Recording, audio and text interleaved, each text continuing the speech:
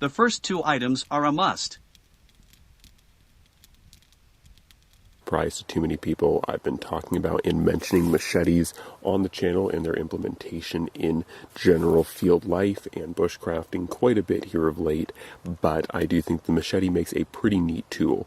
Now, with these 10 items that your bushcrafting pack should have, these aren't necessarily requisites every time you go out, but just really cool items that I think should make it into your pack at some point during your practice. Even if you just give them a shot and, try to experiment with them, I think some of these tools, especially some more than others, like the machete, are pretty awesome tools and that you will definitely enjoy to use and carry, even if it is not every single time you go out. Okay, so the next one is the Grail GeoPress. Now, this one I've talked about on the channel before. It's not necessarily new, but I think that the Grail GeoPress is a really cool piece of kit, and I actually really like the GeoPress because it's an extremely versatile and extremely useful water filter that is not only super portable and packable, but also the actual filter cartridge on this is capable of handling and filtering a lot of different foreign matters.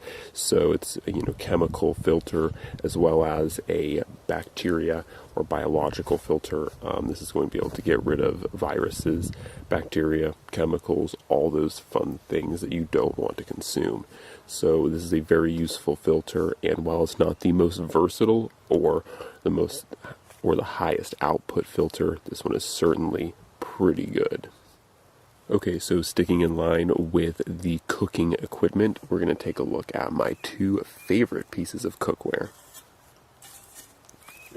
So the first one is the Boy Scouts of America mess kit, and while this one's pretty basic and similar to a lot of the other gear here, I have covered this in another video. I think that the BSA cook kit, if you have not tried one out, or if you haven't used one already, I think they are a really righteous addition, because not only can they be found on eBay for really affordable prices, sub $20 sometimes, they are also super versatile. So you have your pan or your kind of plate, you have your skillet, you have a pot, a mug, and so you basically have all your bases covered in one singular kit that is pretty darn durable and, like I said, super affordable.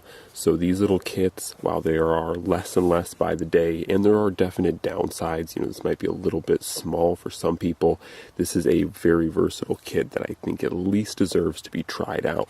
I know I've put a few miles on my mess kit, as you guys can kind of see there, the stark difference between the skillet and the plate, but this is definitely a very righteous option, and I really enjoy my mess kit. That's why I recommend it to anyone else out there.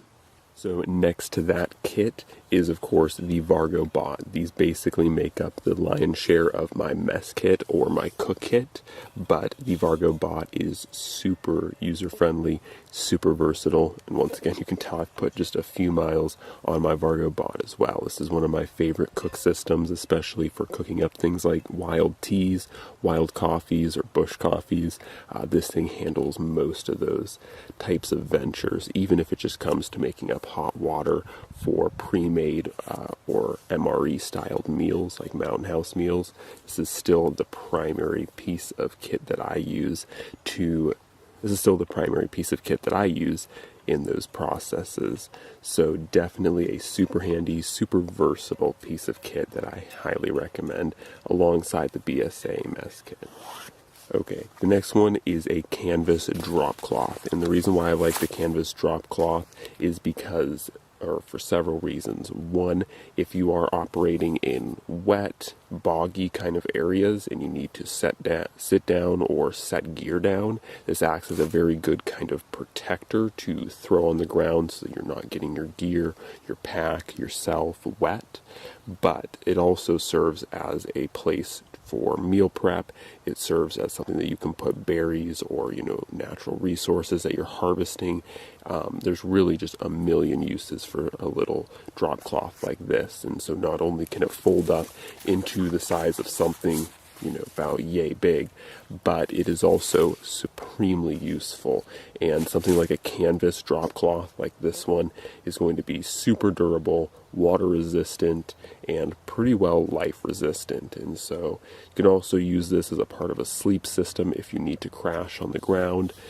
This is just a very useful piece of kit, and it's very simple, stupidly simple, but it is something that, because of what it is, you can find 1,000,001 ways to actually use this. So the next one for me is actually something handmade, and something that I think should be handmade for most people, and that is a very basic handmade fire kit or fire pouch, whatever you want to call it. And you could even make it a possibles kit or possibles pouch, but something that is pretty basic, follows a generic kind of, simple drawstring leather style like this, is really awesome. And this one is one that I handmade with some leather that I had lying around, and then I drilled out this little bit of, I believe this was actually willow, and made a little toggle for it. So this is all handmade, pretty basic. It does use paracord as opposed to a natural cordage, but aside from that, everything else is pretty natural. And this is just a basic handmade fire kit that I like to carry and keep stocked with natural fire starters. So if I want to do more traditional fire starting, like a fire steel or a bow drill, this is what I'll use in addition to that fire starting method.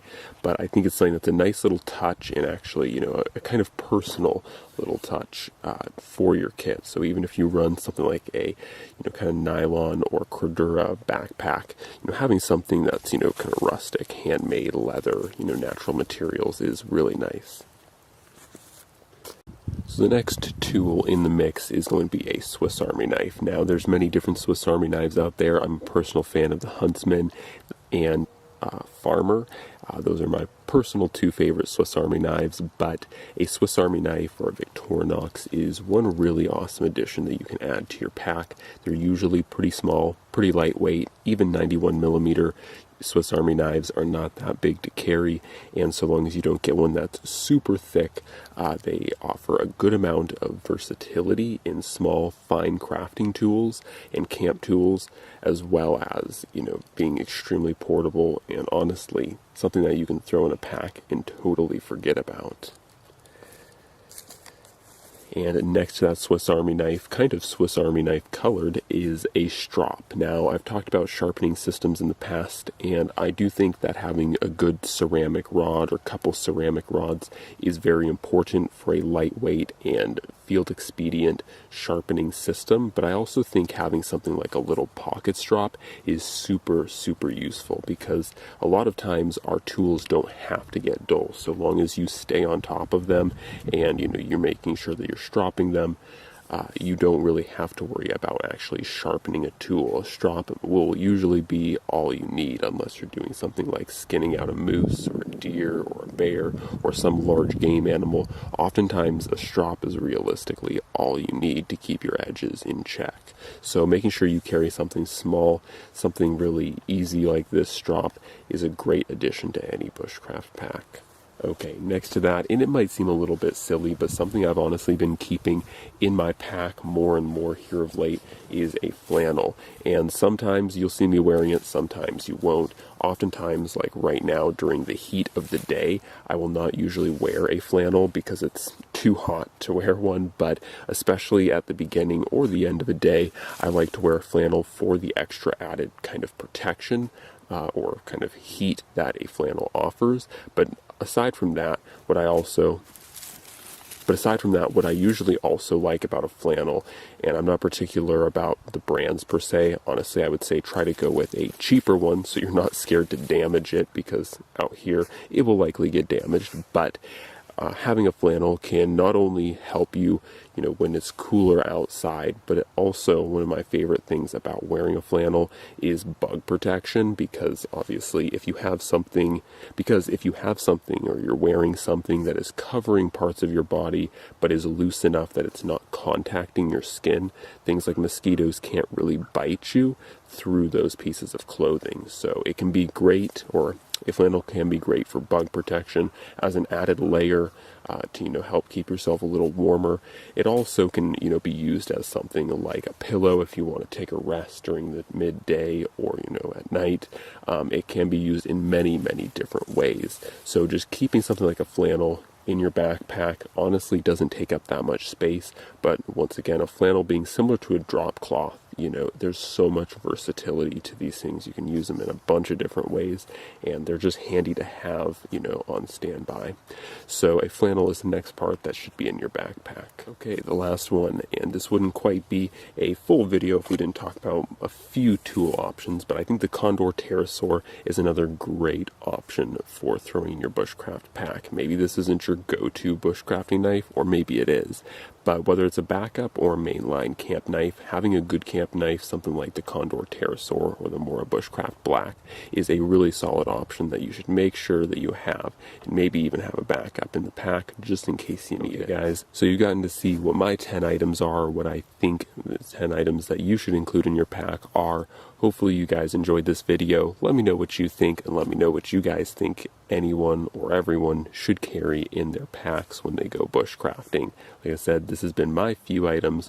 Hopefully you enjoyed the video, and as always, God bless, and I'm out.